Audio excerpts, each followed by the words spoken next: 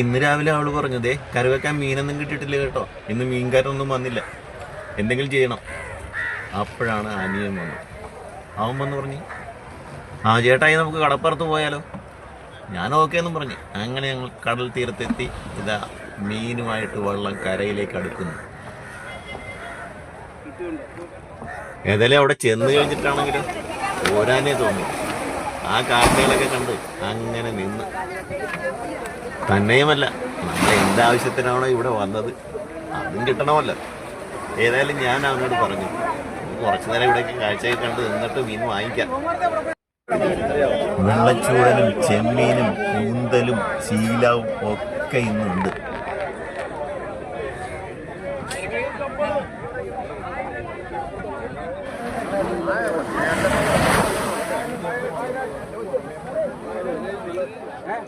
അപ്പോൾ അവിടെ ലേലം വിളി അങ്ങനെ തകൃതിയായിട്ട് നടക്കുകയാണ്. അല്പം വെയിറ്റ് ചെയ്തേ പറ്റൂ. പരിചയക്കാരുണ്ടെങ്കിൽ ചിലപ്പോ കറിക്കുള്ള മീനൊക്കെ നമുക്ക് അവർ തരും, ചിലപ്പോ പൈസ വാങ്ങിയില്ലെന്നും വരും.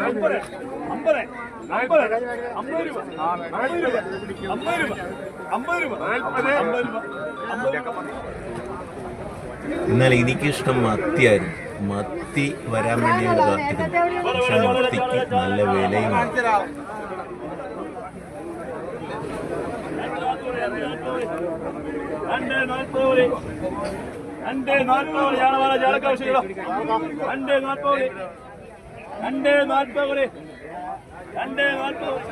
നായകൾക്ക് സുഭിക്ഷമായ തീറ്റക്കാലം. കുറെ ടീം തിന്നു മടുത്ത് കിടന്നുറങ്ങുന്നു. ഒരുത്തന്റെ നോട്ടം പന്തിയല്ലെന്ന് എനിക്ക് മനസ്സിലായി. ഞാൻ മെല്ലെ പിൻവാങ്ങി. അങ്ങനെ കുറച്ച് മീൻ ഞങ്ങൾക്ക് മത്തി കിട്ടിയില്ല കേട്ടോ, പിന്നെ അത് കിട്ടിയത് കൊണ്ട് തൃപ്തിപ്പെട്ടു. അവിടെ ചെന്ന് കഴിഞ്ഞിട്ടാണ് ഞങ്ങൾക്ക് പോരാനേ തോന്നുന്നത്. ആ കടലിന്റെ ഭംഗിയും കണ്ട് അങ്ങനെ കുറേ നേരം നിന്നു. അനിയനും പറഞ്ഞു, നമുക്ക് കുറച്ചുകൂടെ കഴിഞ്ഞിട്ടൊക്കെ പോവാം, നമുക്ക് ഈ കാഴ്ചകളൊക്കെ കണ്ടിട്ട് പോവാം.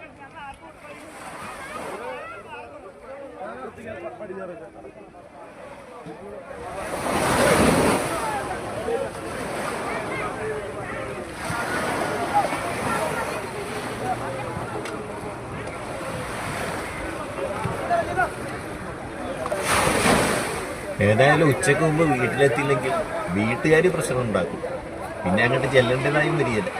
അതുകൊണ്ട് ഞങ്ങൾ എത്രയും വേഗം അവിടുന്ന് സ്ഥലം വിട്ടു.